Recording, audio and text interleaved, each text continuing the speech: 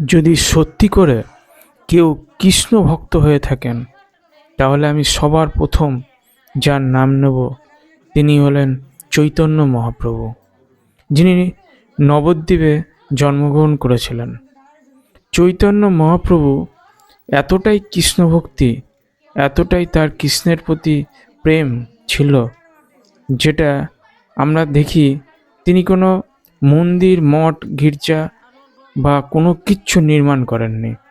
তিনি শুধু কৃষ্ণ প্রেমে পাগল হয়েছিলেন এবং তার কয়েকজন মাত্র শিষ্য সামন্ত সঙ্গে নিয়ে তিনি বিভিন্ন তীর্থস্থান ঘুরতেন এবং সেখানে তিনি কৃষ্ণের গান, কীর্তন, পাঠ এগুলি তিনি করতেন এবং তার মাধ্যমে সমস্ত মানুষকে, ভিন্ন ভিন্ন জাতির মানুষকে তিনি একত্রিত করতে পেরেছিলেন।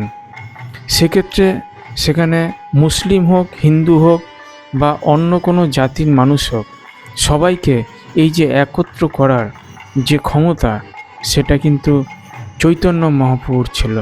তাই চৈতন্য মহাপ্রভুকে কৃষ্ণ চৈতন্য বলা উচিত। আর তিনি একদিকে বিরাট বড় মাপের শিক্ষক ছিলেন। তিনি 24 বছরে সন্ন্যাস গ্রহণ করেছিলেন ঠিকই, কিন্তু তার আগের জীবনটা ছিল শিক্ষকতার। শিক্ষক হিসাবে তিনি খুব জনপ্রিয় ছিলেন। তখনকার সময়ে নবদ্বীপে যে মঠগুলি ছিল, তার মধ্যে তার যে শিক্ষকতার যে টোল খুলেছিলেন, যেখানে অনেক শিক্ষক আসত এবং তারা বিভিন্ন পাঠ দিত, কিন্তু তার মধ্যে চৈতন্য মহাপ্রভু ছিলেন সর্বশ্রেষ্ঠ।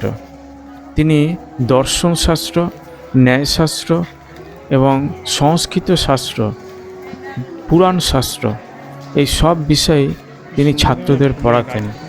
এই তো গেল তার শিক্ষকতার জায়গা। তিনি যে তুলসী পাতা ব্যবহার আমাদেরকে শিখিয়েছেন, এই তুলসী পাতার যে কত গুণ আছে সেটা বিজ্ঞানীরাও জানে, ডাক্তারি শাস্ত্রও জানে। তাহলে তার মধ্যে কতটা বৈজ্ঞানিক মানসিকতা ছিল